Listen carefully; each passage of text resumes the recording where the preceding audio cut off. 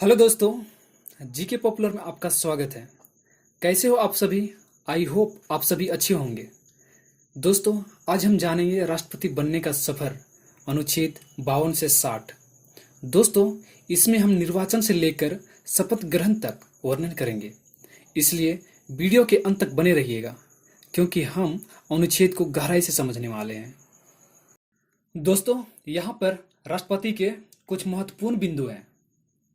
उसमें से पहला है, भारत का राष्ट्रपति संघ की कार्यपालिका के शीर्ष पर होता है, यानी मुख्य ओहदे सबसे ऊपर होता है। दूसरा बिंदु है, भारत का राष्ट्रपति अप्रत्यक्ष पद्धति से निर्वाचित होता है। तीसरा बिंदु है, भारत का प्रथम नागरिक राष्ट्रपति होता है और दूसरा नागरिक उपराष्ट्रपति होता है। तो चलिए अब इन अनुच्छेदों के बारे में गहराई से जानते हैं। अनुच्छेद 52। दोस्तों, अनुच्छेद 52 में राष्ट्रपति पद का प्रावधान किया गया है, जिसमें भारत का एक राष्ट्रपति होगा। अनुच्छेद 53। दोस्तों, इस अनुच्छेद में संघ की कार्यपालिका शक्ति का वर्णन किया गया है। संघ की कार्यपालिका शक्ति राष्ट्रपति में निहित होगी, जिसका प्रयोग वह प्रधानमंत्री और मंत्रिपरिषद की सलाह के अनुसार करेगा। अनुच्छेद 54। दोस्तों, इस अनुच्छेद में राष्ट्रपति का निर्वाचन का वर्णन किया गया है, यानी राष्ट्रपति का निर्वाचन में ये सभी भाग लेते हैं। का संसद के दोनों सदनों के निर्वाचित सदस्य, यानी लोकसभा और राज्यसभा के निर्वाचित सदस्य। ख राज्यों की विधानसभाओं के निर्वाचित सदस्य। और ग दिल्ली और पौंडीचेरी संघ राज्य की विधानसभाओं के निर्वाचित सदस्य। दोस्तों, इसको 17वें संविधान संशोधन 1992 द्वारा दिल्ली और पौंडीचेरी को इसके अंतर्गत शामिल किया गया है।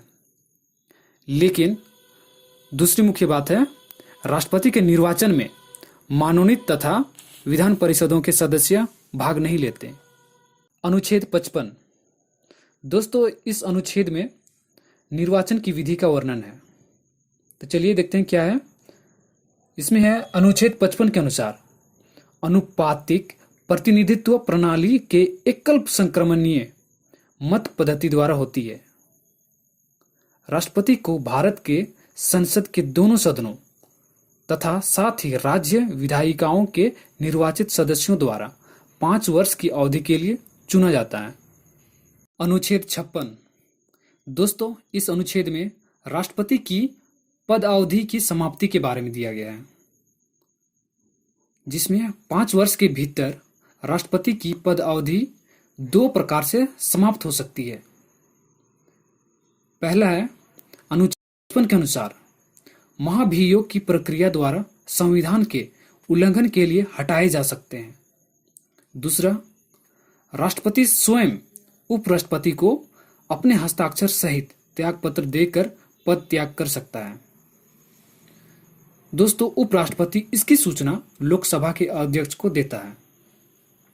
दोस्तों, थोड़ा आगे चलकर हम देखते हैं कि राष्ट्रपति पर महाभियोग चलाने की प्रक्रिया कैसी होती है।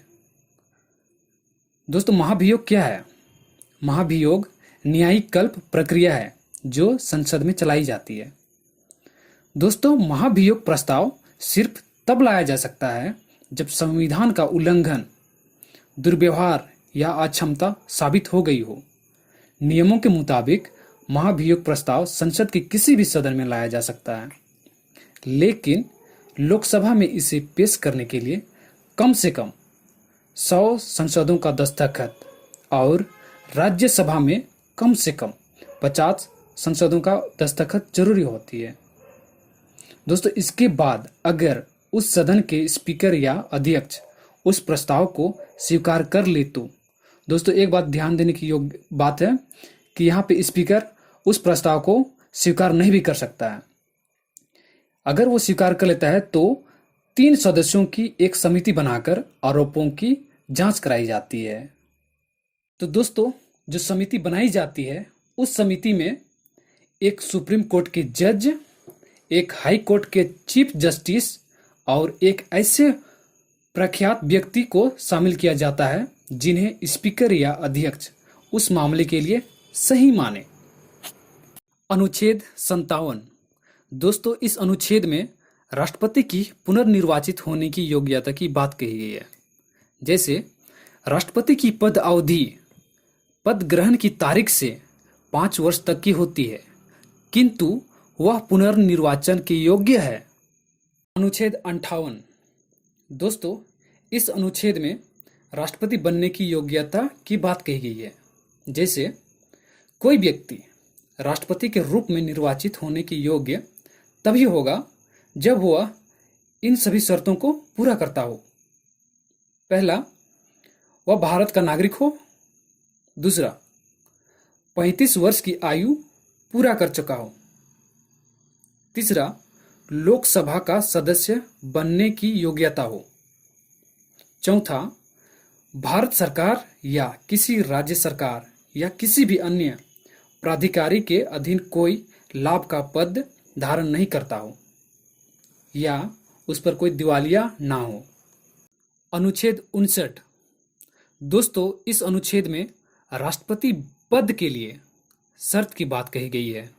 जैसे राष्ट्रपति बिना किराया दिए अपनी शासकीय निवेशों के उपयोग का हकदार होगा और ऐसी उपलब्धियों, भत्तों और विशेषाधिकारों का भी जो संसद विधि द्वारा अवधारित करे और जब तक ऐसी उपलब्धियों, भत्तों और विशेषाधिकारों का जो संविधान की दूसरी अनुसूची में विनिर्दिष्ट है वो हकदार होगा।